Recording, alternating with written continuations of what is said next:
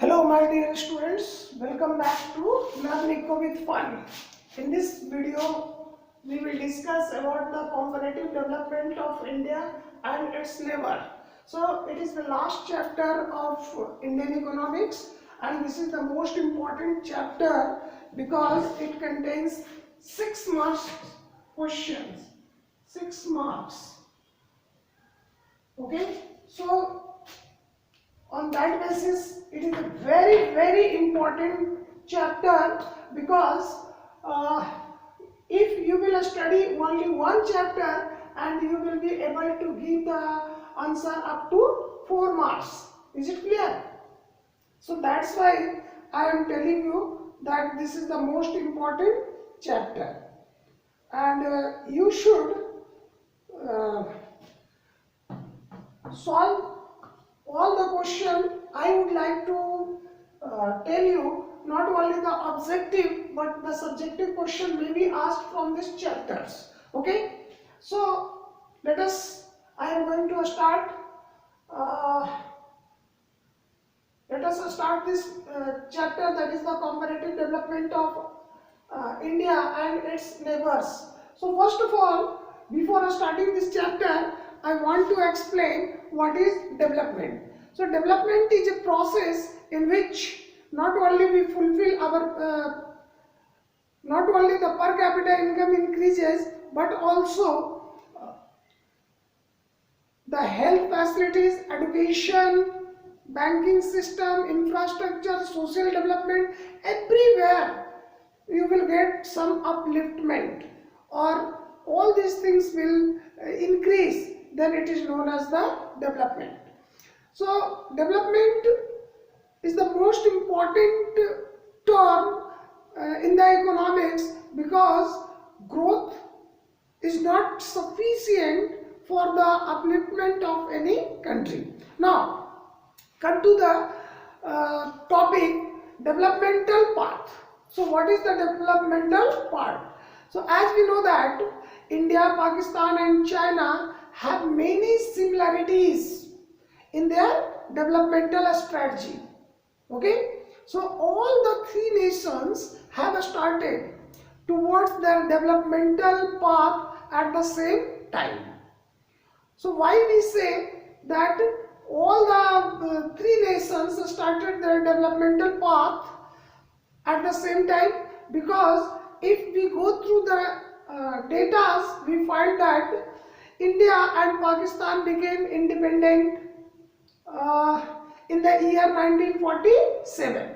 Okay, like that people of China, or you can say Republic of China, was established in the year 1949. So India got the independence in the year 1947, but the Republic India is considered from the year 1950, and here the Republic of China was established in the year 1949. Clear? So here we find that first 5 years plan was started in our country in the year 1951 to 1955, and 5 years plan was established in the year 1950. So implementation was in the year 1951. If we think about the Pakistan, we also find that its first 5 years plan was started in the year 1956, just after the 5 years. So first of all, the Pakistan launched the medium term development plan. Like that, China announced its first 5 years plan in the year 1953. So what you find?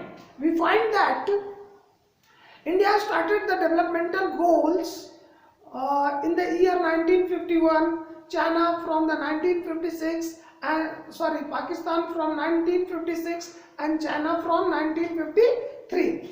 So in this way we can say all three countries had started planning their development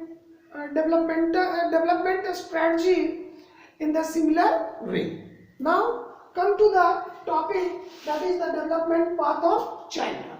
So all the main points I have taken, you must mug up all these things.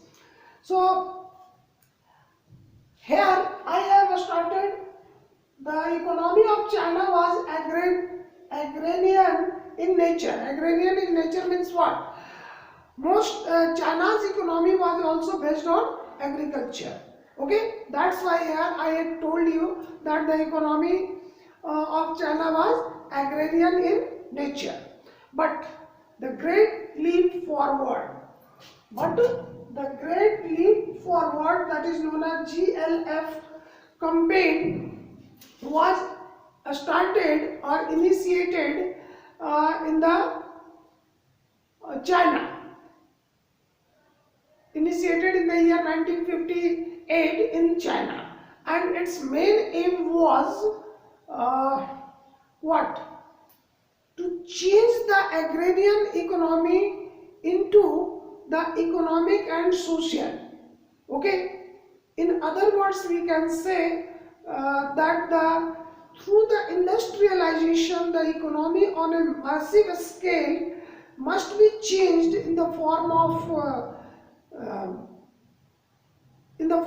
social development and economic development.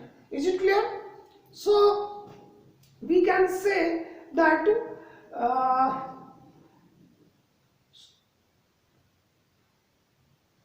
Communist Party of China, okay, Communist Party of China started this movement in the year 1958 to 1962, and the chairperson or chairman was Mao Zedong, okay, and the chairperson was Mao Zedong, which aim was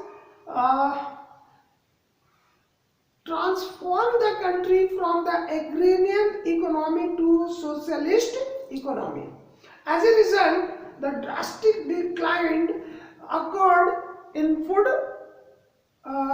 in the production of food crops or in food output. So people were engaged, okay, in the agriculture.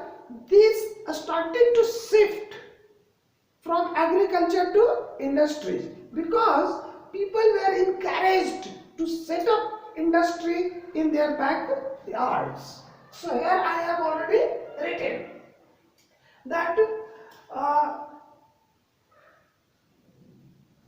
drastic decline in the food output, and here you find that the people were initiated to set up industries in their backyards.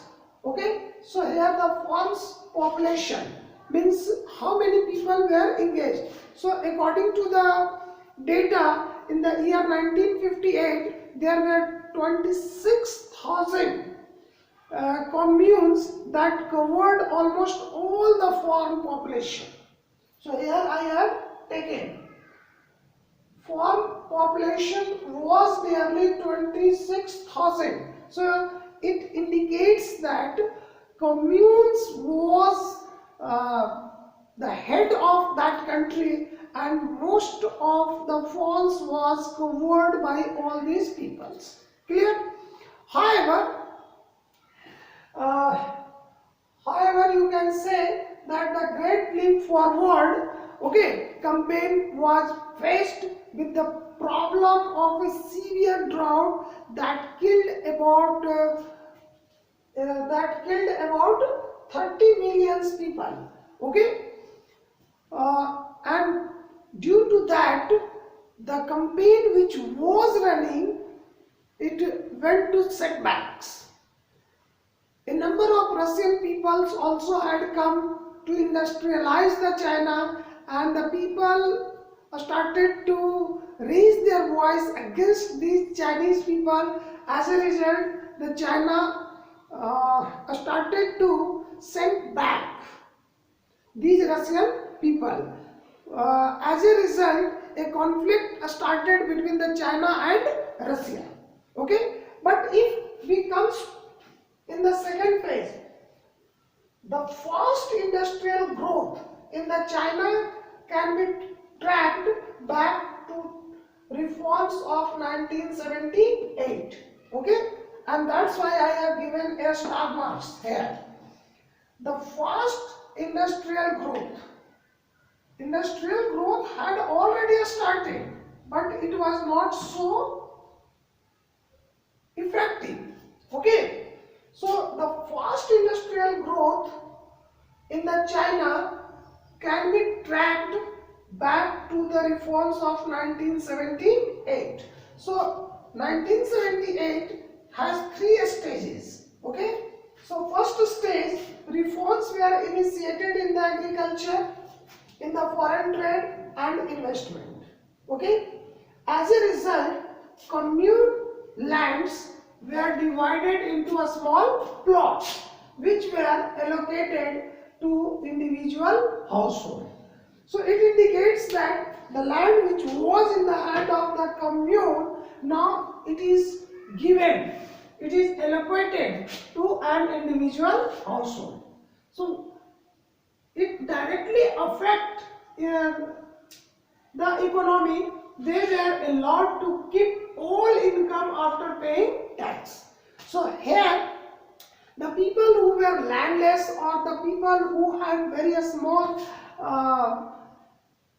a small size of land, they got an opportunity to get the to earn the income, because they got the plots or the lands. As a result, here I have written, they were allowed to keep all incomes after paying taxes. In the second phase, that was the industrial sector. So private sector industries were allowed to produce goods. Clear? This is the most important term. Private sectors industries were allowed to produce goods.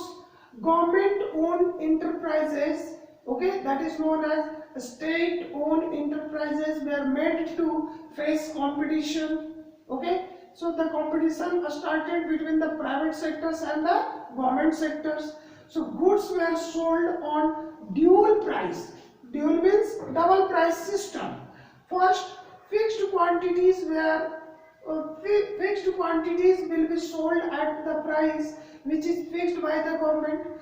Either it is the final goods or it is the inputs. So in a simple words, we can say that fixed quantities will be sold and purchased at the price which is fixed by the government. The rest were sold and bought at market price. Okay, so it helped the private sectors to boost up, because they invested their capital, and now they were in the situation that they can earn maximum profit. And the third stage was, or the third phase was, in order to attract the foreign investors, SAGE means a special economic zones were set up. A special economic zones means all the facilities and the infrastructure, everything was developed. Okay, so this is the story of development path of China. Now come to the development path of Pakistan. The same thing you will find.